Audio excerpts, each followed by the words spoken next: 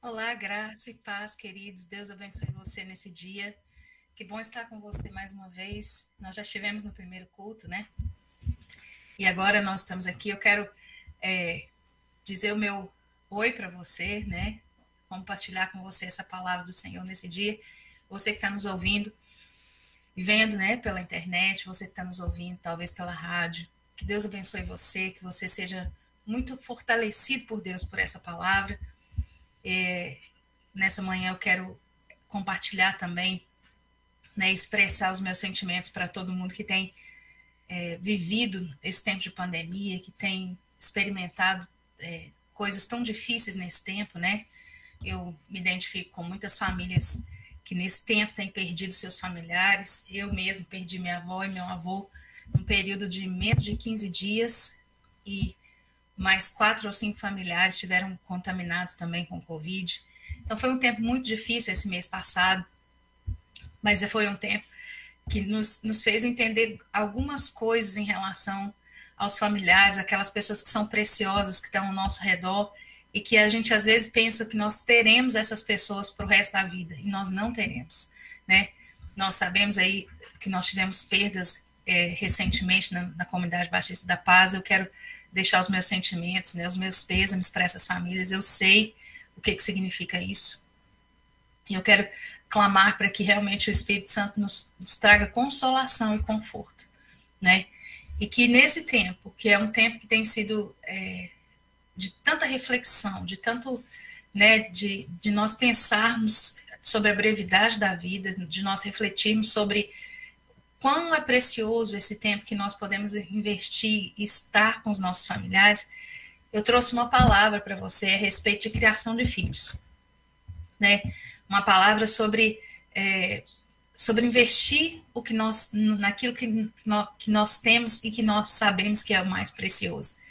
E investir naquelas pessoas que estão perto de nós. Porque o tempo que nós temos é agora, né? Depois a gente não sabe. Mas hoje a gente tem essas pessoas conosco, hoje nós temos os nossos filhos, hoje talvez a gente ainda tenha os nossos pais. Então, é o tempo que nós temos para investir. E é sobre isso que eu quero falar com você. Eu quero falar sobre a criação de filhos por meio dessa conexão, por meio desse vínculo. E é interessante que, no meu caso especificamente, quando eu fiquei grávida, né, da Lília, eu estava já em Viçosa, e a gente tinha acabado de chegar na cidade, acho que tinha mais ou menos um ano que a gente estava aí.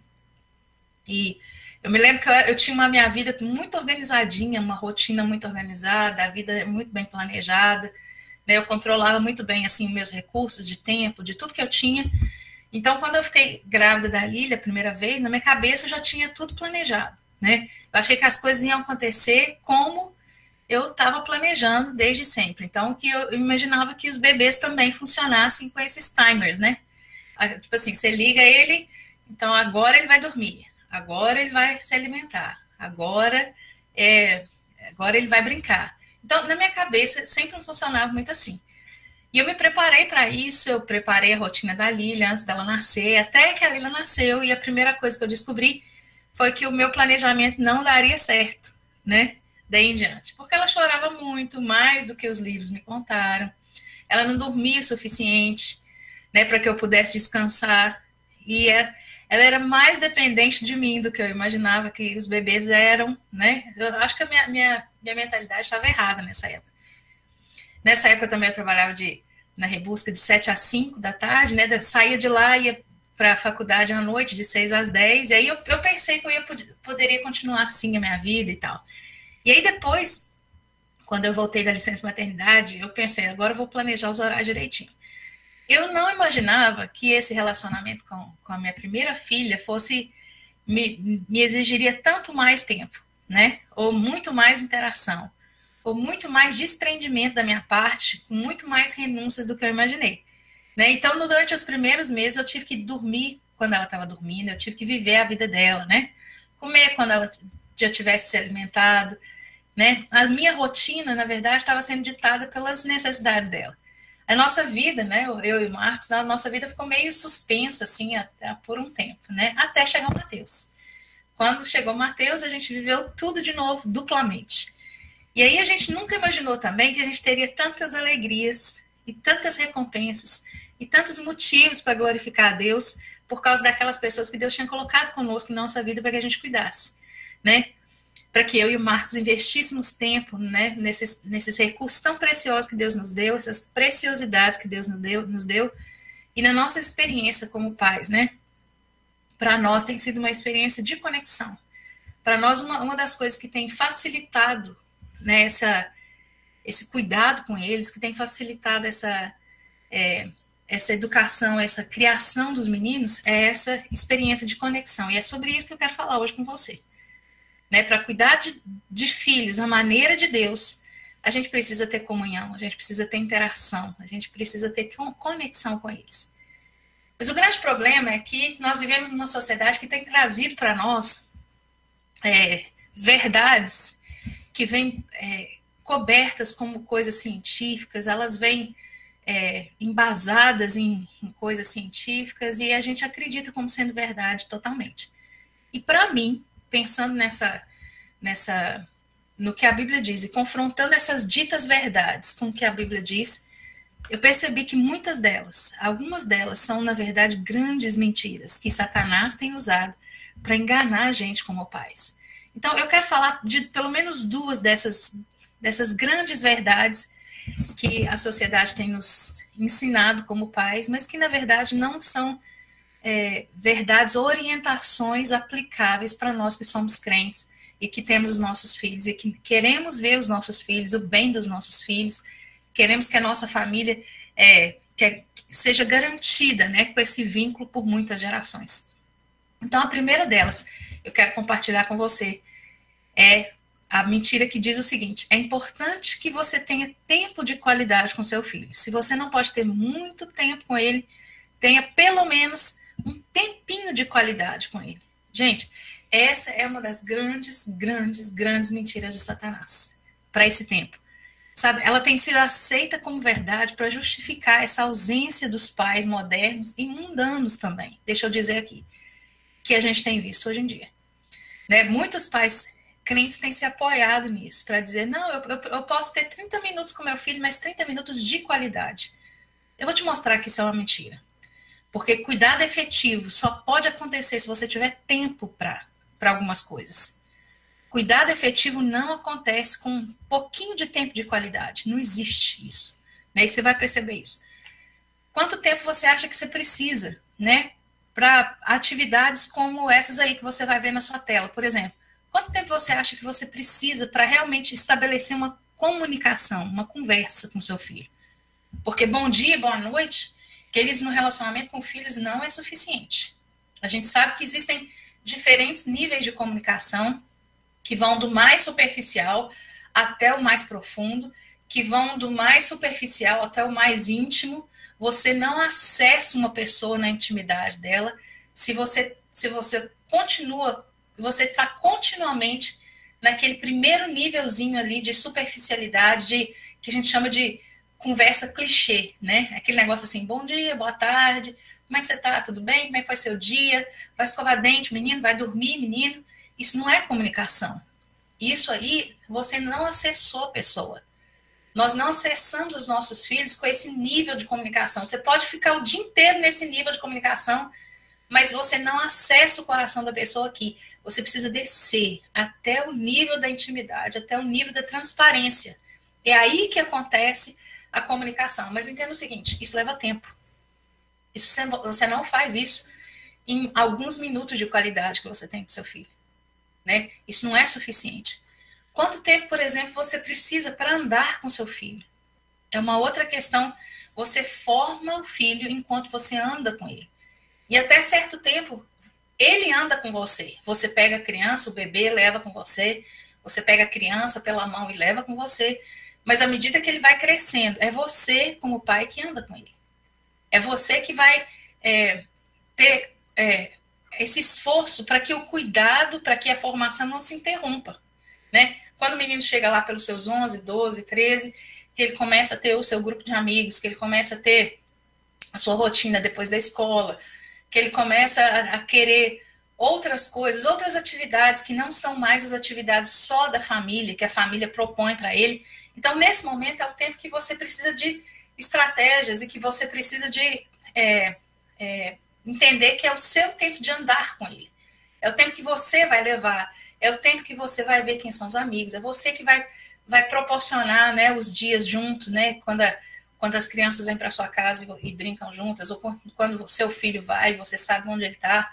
Né? Então, quanto tempo você acha que precisa para isso? Né? Não dá para fazer com um pouquinho de tempo de qualidade. Quanto tempo, por exemplo, você acha que é preciso para tratar o coração de um filho quando é preciso corrigi-lo? Porque correção, queridos, não é um castigo que a gente aplica na criança. Correção, ou no adolescente.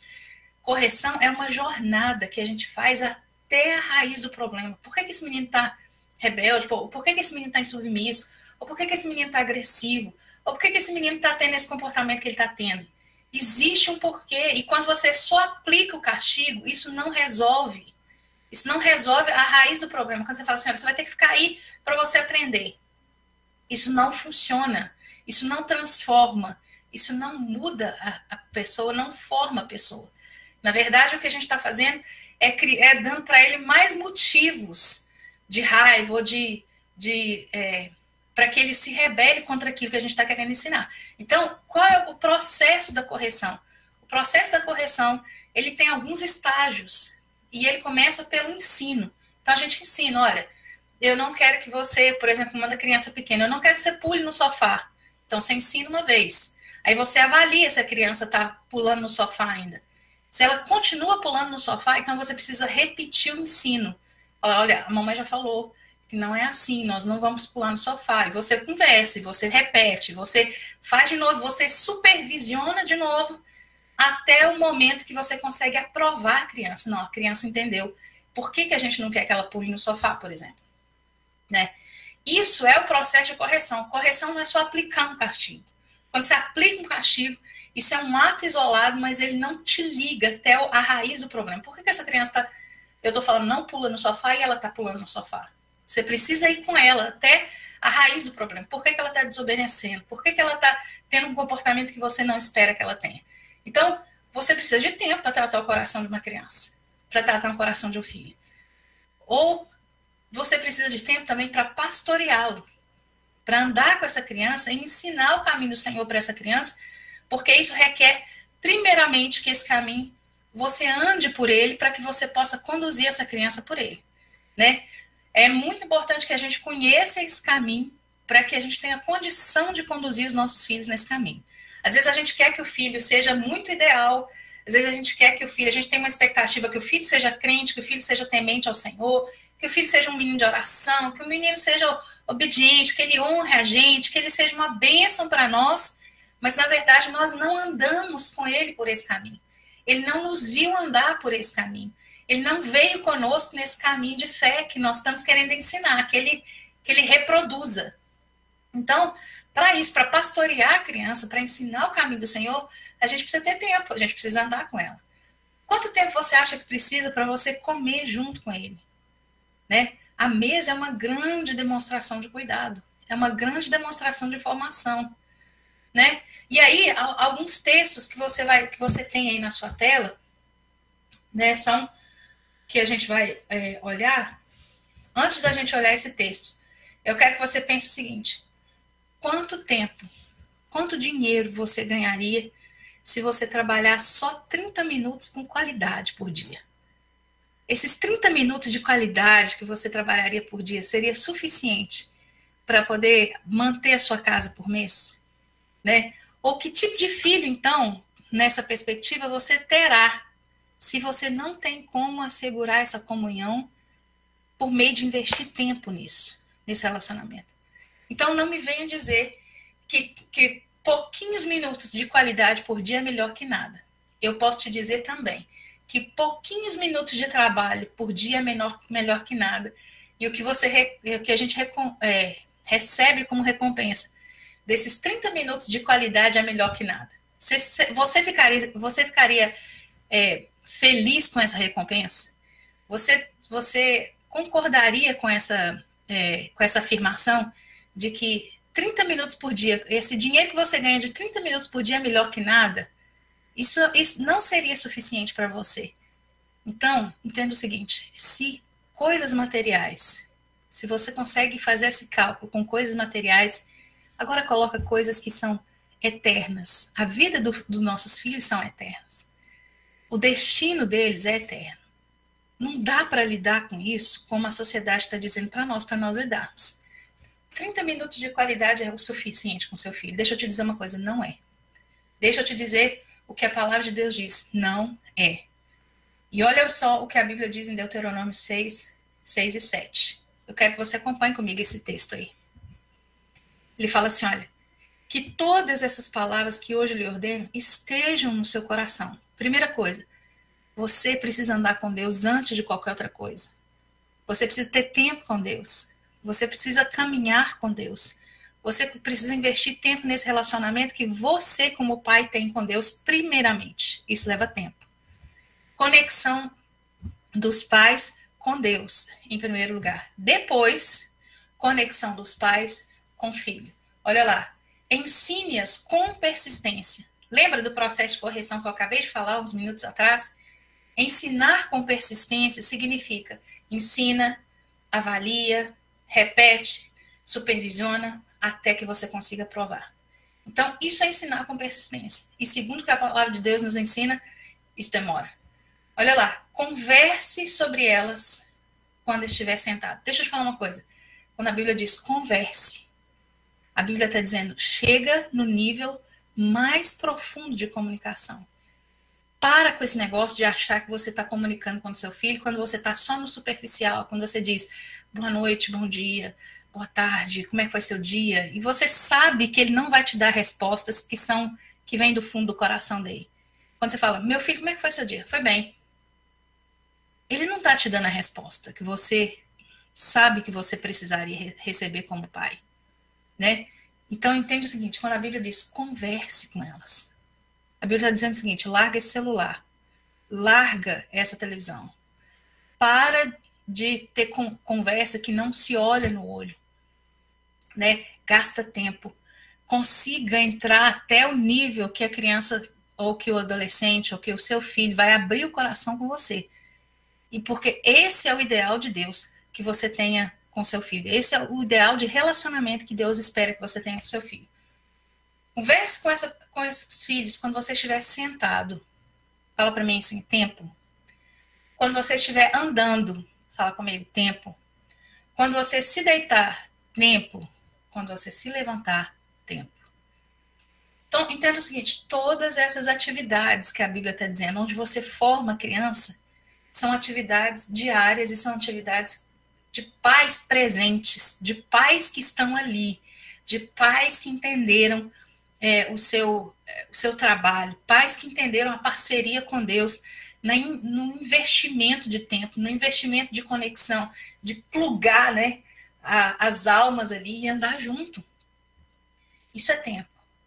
Mas uma segunda mentira que Satanás quer nos fazer engolir e nos fazer acreditar como pais é que, olha aí comigo na sua tela, filho precisa de mais cuidado em certas fases da vida. Ele precisa ser cuidado mais quando ele é criança, muita gente acredita nisso, do que quando ele é adulto. Deixa eu te dizer uma coisa.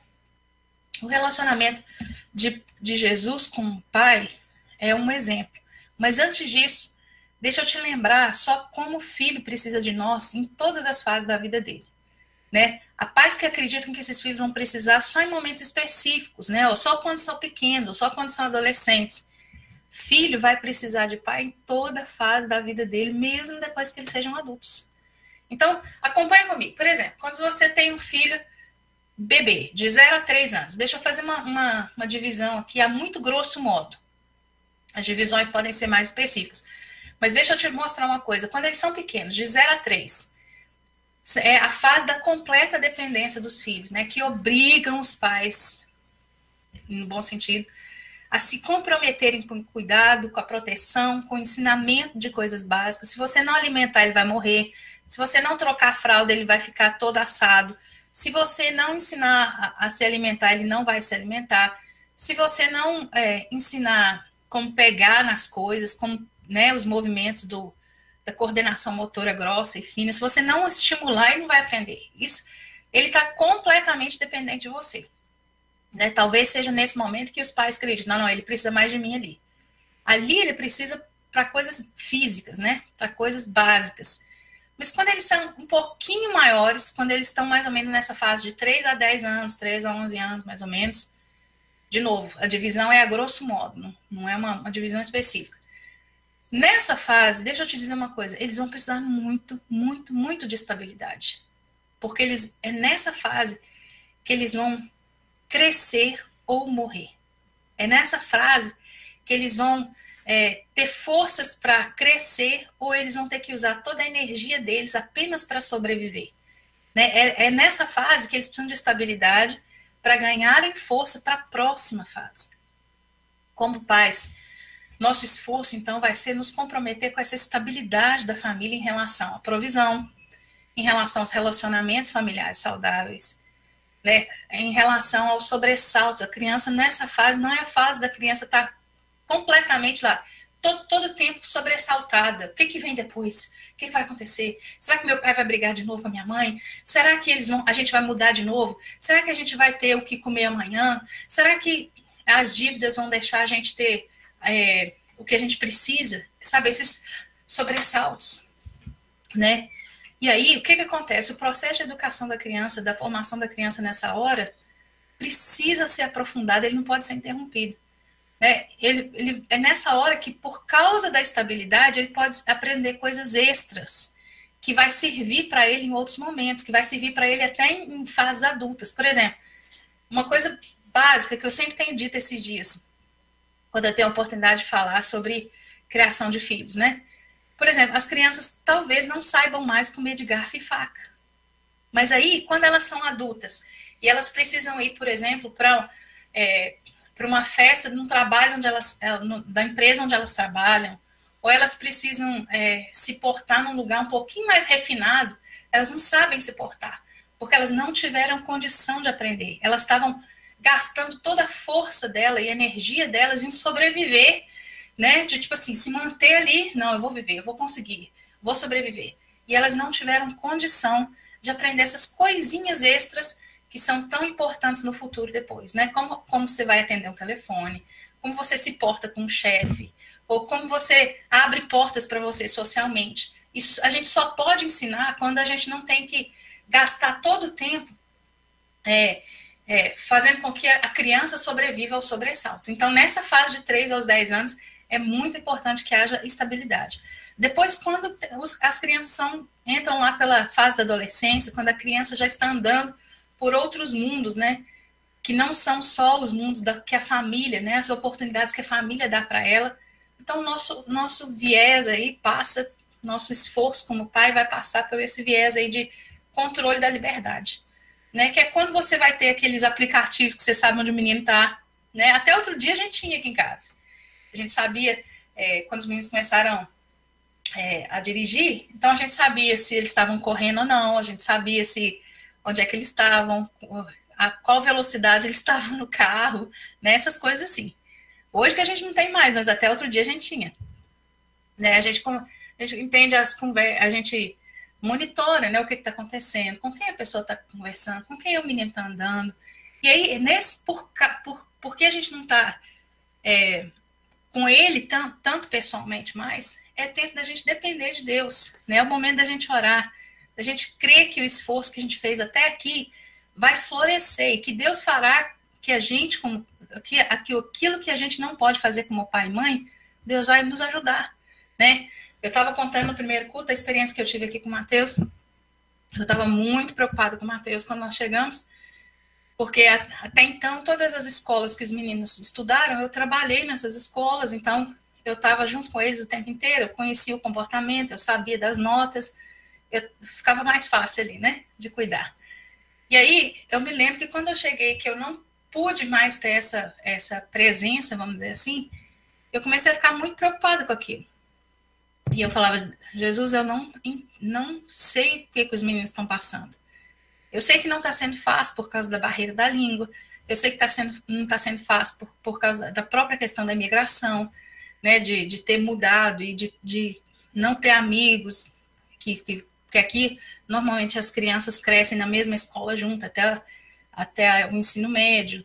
Então, eu falei, olha, Deus ajuda o Mateus. E ele começou a ficar um menino assim, muito introvertido, muito para dentro.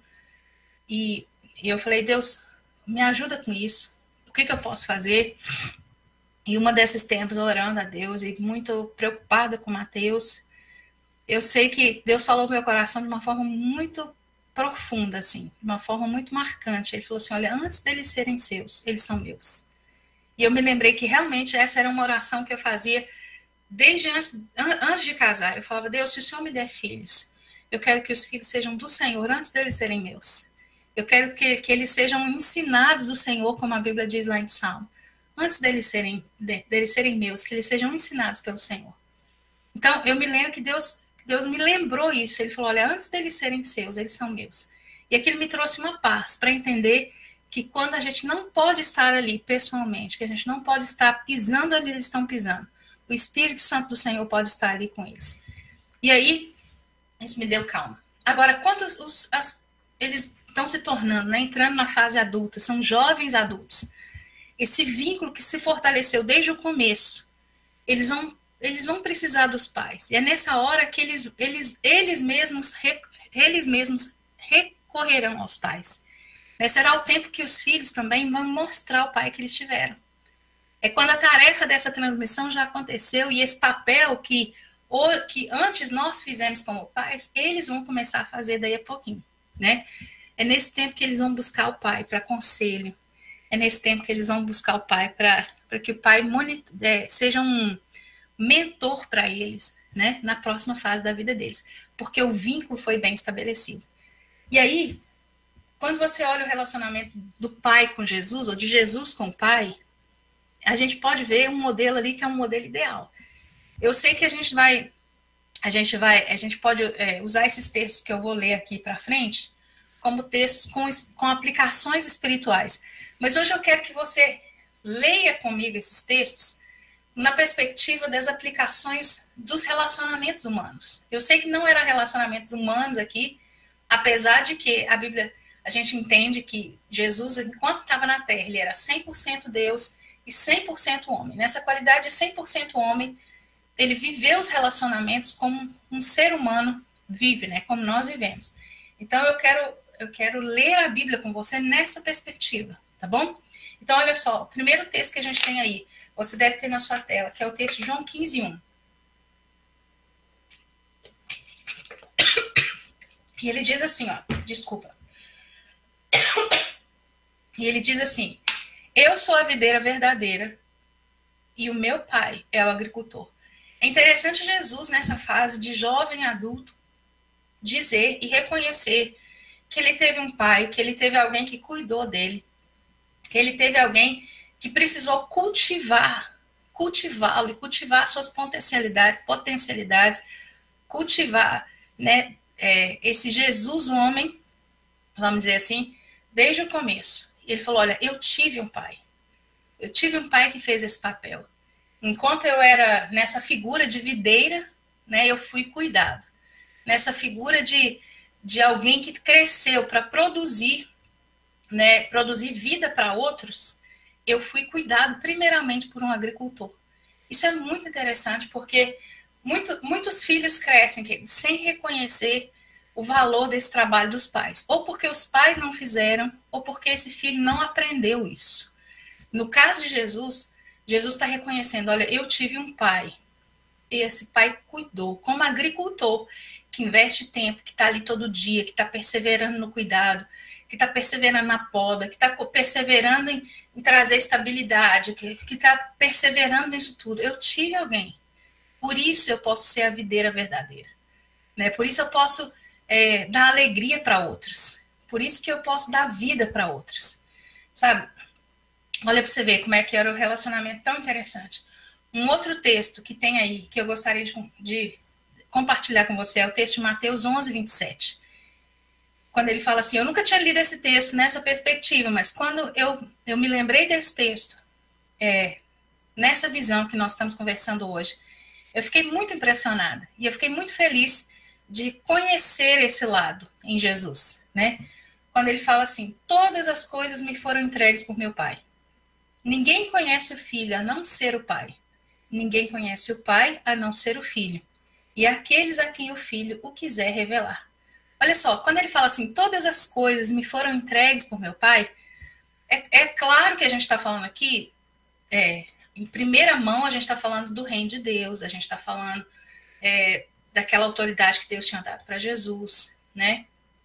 Eu sei que existem... A primeira aplicação aqui é a aplicação espiritual.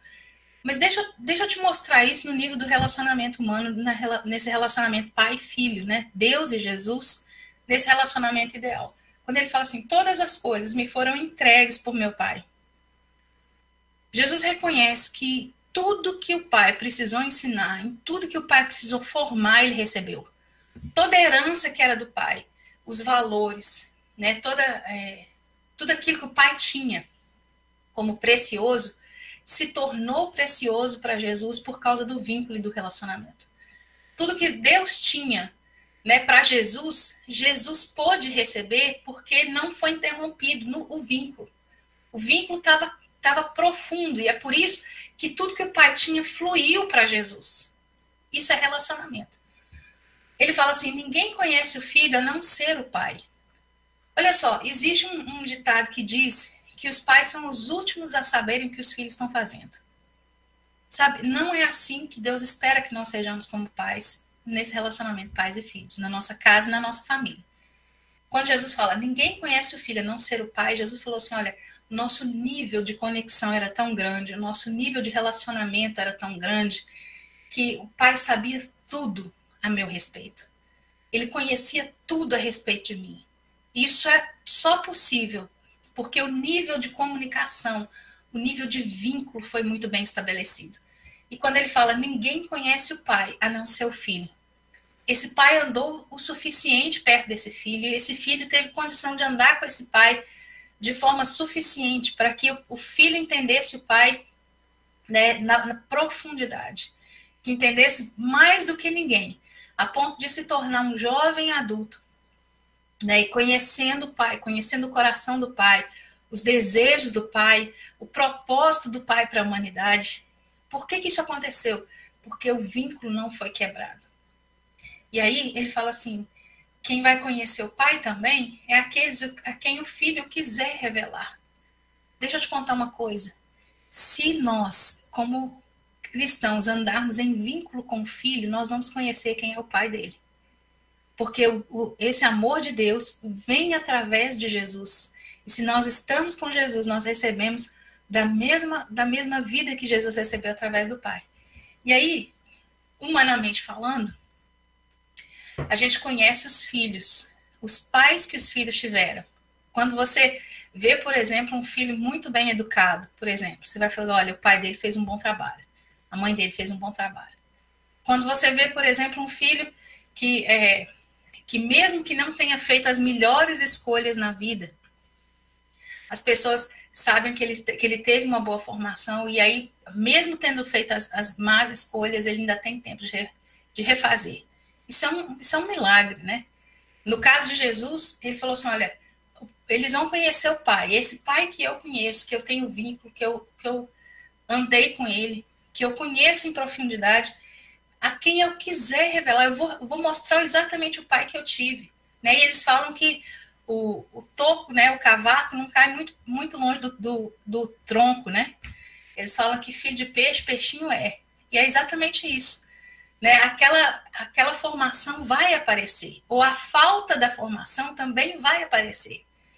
Os filhos revelam quem são os pais, a ponto desse vínculo de Jesus ser tão forte, né, nesse caso aqui, nesse texto de Mateus 11, 27, que lá em João 10, 30, Jesus fala assim, eu e o Pai somos um. Olha que relacionamento forte, olha que vínculo forte. E por causa desse vínculo, por causa desse relacionamento, Jesus pôde ser tudo o que ele deveria ser, né? Como 100% homem, né? Lembrando disso. Um outro texto que eu queria convidar você para abrir comigo, para que você veja, é o texto do Salmo 128, 3, que a gente já conhece também. São esses textos que nós estamos lendo, são textos que nós já conhecemos, mas que Deus hoje nos traz numa perspectiva diferente, né? Num ponto de vista diferente. Então, o Salmo 128, 3, ele fala assim, seus filhos serão como brotos de oliveira ao redor da sua mesa. Olha que linda essa imagem, né, daqueles brotos assim ao redor, aquelas coisas conectadas, aqueles brotos conectados com essa, recebendo vida, recebendo a formação, podendo crescer conectados. Essa é a visão que eu quero terminar te lembrando aqui no Salmo 128:3, que é uma conexão primeiramente produzida pela disposição da oliveira de se doar. Queridos, são os pais que, em primeiro lugar, se dispõem a doar a vida deles, a doar o tempo, a doar o que eles têm, a crescerem como pessoas para que as limitações deles não limitem os filhos, porque isso acontece, né? Tipo assim, os pais precisam de muita estratégia de Deus, porque às vezes aquilo que eles são naquelas áreas que eles são limitadas, eles precisam saber que eles precisam vencer, que eles precisam crescer pessoalmente para que eles não limitem esse crescimento dos filhos. Porque costuma acontecer isso, né? Às vezes pais que não deram muita importância para a escola, por exemplo, né? Vamos colocar assim. Talvez eles não vão poder ensinar para os filhos a importância que a escola tem.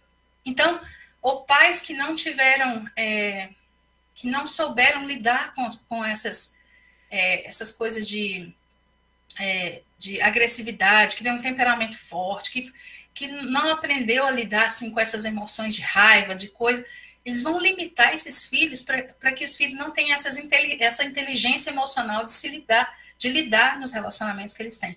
Então, essa conexão vai ser primeiramente formada quando os pais entendem, olha, eu preciso dar o meu melhor nisso aqui, eu preciso dar o meu melhor na formação dos filhos, eu preciso dar o meu melhor, me dispor a doar vida para esses brotos que estão ali. E o Marcos tem uma palavra, quando ele prega sobre o Salmo 128, que ele fala que os brotos, ele arranca a força do tronco principal, de tanto que ele vem com tanta força ali, né, que ele suga as energias que às vezes até os brotos vivem e os troncos estão lá assim murchinhos. É mais ou menos assim mesmo que acontece conosco como pais, né? Os troncos vêm arrancando a nossa força, arrancando tudo que a gente tem, mas a gente dá pessoalmente, voluntariamente, com prazer isso, porque a gente quer vê-los crescer, não é assim? Depois, essa conexão também no Salmo 128:3, ela é manifesta na comunhão. Eu sei que existe conexão, porque eles estão ao redor da mesa e eles querem estar ali. Eu sei que existe comunhão, eu sei que existe vínculo, porque esse vínculo está expresso nessa figura, ao redor da mesa. Existe comunhão, estão comendo juntos. Não tem aquele negócio de cada um ficar no seu quarto e ninguém conversar com ninguém. Sabe, a família funciona, a família está ao redor da mesa. Isso não significa que você tem que fazer todas as suas refeições. Eu entendo que a gente vive num tempo em que as mães não estão só dentro de casa, as mães têm dupla ou tripla jornada de trabalho, eu entendo isso, né? Mas eu sei que quando não há comunhão nenhuma, não há vínculo, não há possibilidade de formação também, né? Então, Salmo 128:3 vai lembrar para a gente que ao redor da mesa é a manifestação, é a figura clara de que está havendo comunhão e é possível formar ali. Depois, essa conexão que está ali vai produzir, então, oliveiras adultas e frutíferas.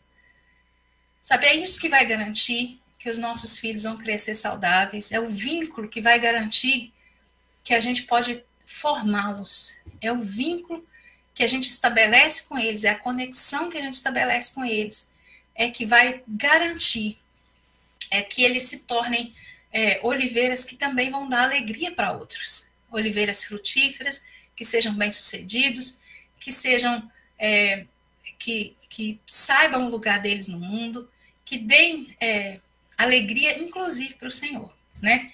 E aí eu quero terminar com você dizendo isso aí que está nessa última tela, quando a gente entende que a qualidade do vínculo, a qualidade da conexão, desse plugamento, né, aqui, em cada fase da vida, não só quando eles são pequenos, mas em cada fase da vida, uma conexão apropriada na vida do nosso filho pode determinar, ou vai determinar em muito, né, o tipo de adulto e que esse filho se tornará.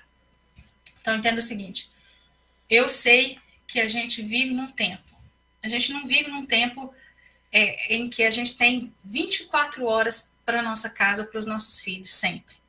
A gente vive num tempo de correria, a gente vive num tempo em que as pessoas têm que se desdobrar para fazer tantas coisas. Eu entendo isso. E Deus também entende. Agora, se nós formos chamados para esse tempo, Deus tem uma estratégia para nós, Deus tem uma sabedoria para nós como pais, usarmos na formação dos nossos filhos. Então, Deus tem estratégia para nós. Nós precisamos de sabedoria em como criar os nossos filhos nesse tempo. Nós precisamos buscar em Deus, porque Deus tem para nós essa sabedoria, Deus tem para nós esse como a gente vai fazer no meio de tantas atividades, como a gente pode ter essas estratégias, como nós podemos investir tempo nos nossos filhos, mesmo com, às vezes, com as jornadas de trabalho que nós temos.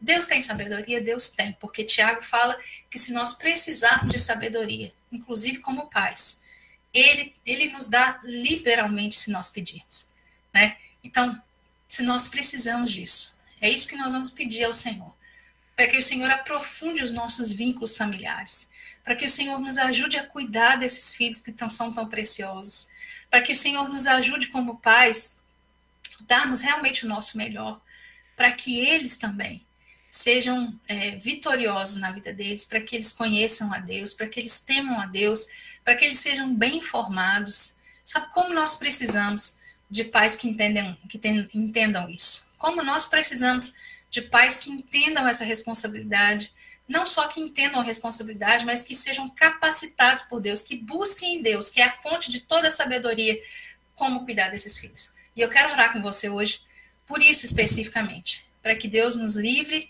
de toda falta de vínculo, falta de conexão, quebra de relacionamento, mas que Deus nos ajude a cada dia a aprofundar os nossos relacionamentos. E seria tão bonito se nós pudéssemos ouvir dos nossos filhos, como o pai ouviu de Jesus, né? Eu e o pai somos um. Seria tão lindo isso. Se nós pudéssemos ouvir dos nossos filhos, olha, eu e meu pai somos joia, somos grandes amigos. Eu e meu pai somos um. Eu sei exatamente o que meu pai está querendo comigo, eu sei exatamente o que meu pai fez a vida inteira e por isso eu quero honrar o meu pai, eu quero honrar o que ele fez, eu quero honrar minha mãe. Você não seria tão lindo? É isso que Deus espera. E eu quero orar com você para que essa seja a sua realidade, para que você construa na sua casa, construa com seus familiares essa realidade que foi tão marcante na vida de Jesus e o Pai, que também seja, né, esse céu na terra nos seus relacionamentos familiares.